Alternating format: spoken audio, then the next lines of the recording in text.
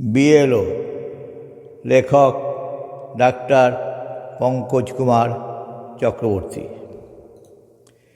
নির্বিকার মুখে দ্রুত পায়ে মনে হয় কোনো শঙ্কিত লয়ে চলেছ একা বা দু তিনজন সাথী সাথে, কাঁধে বড় এক কাগজের বোঝা। জিজ্ঞাসে কেউ, তোমরা কি আধুনিক ডাকঘর করা? কেউ বা বলে ওঠে, ওরা যে বিএলওরা। রাস্তায় রাস্তায় গলিতে গলিতে যেন কোনো তাগিদে কোনো উদ্দেশ্য পুরিতে, কারো আদেশে জিজ্ঞাসী জনে জনে নাম ঠিকানা আর কারো নতুন আবাসখানা। কে কার মাতা, কে কার পিতা, প্রত্যেক হিসাব রাখতে হবে।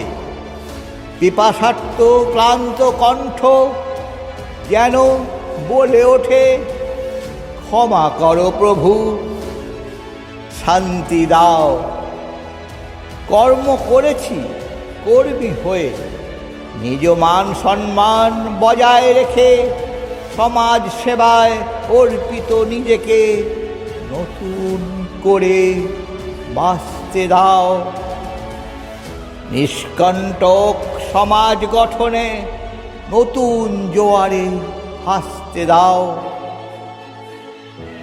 বোঝা যতই ভারী হোক, ফর্মের প্রতিটি লাইনের সঠিক পূরণে, প্রত্যেক ফোনের উত্তর প্রদানে, সব নাগরিকের সেবায়, নির্ভুল ভোটার লিস্ট গঠনে, অক্লান্ত পরিশ্রমে রেখেছ দেশের মান।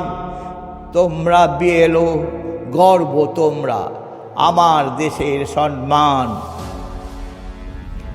নিচে তপ্ত বালুকণা, উপরে সূর্য কিরণ, ফ্ল্যাটে সিঁড়ির উপর গমনাগমন, বা কোথাও আগুয়ান নাগরিকের তীক্ষ্ণ শব্দবান।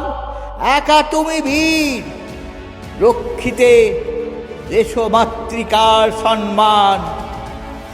সঙ্গে ইলেকশন কমিশনের বরদান। হারো নাই তুমি, সংবিধানকে দিয়েছ নতুন প্রাণ। আজ গণতন্ত্র হবে সুরক্ষিত, দূর হবে সব অনাহুত। যখন এসআইআর হবে সমাপ্ত, সব বিএলও যেন পায় উচিত সম্মান। তবেই তো প্রকৃত ভারতীয়র বাড়বে মান। সুজলা সুফলা ধরিত্রী মোদের, বিদেশি কেন পাবে স্থান? অনুপ্রবেশকারীর হবে বিতাড়ন,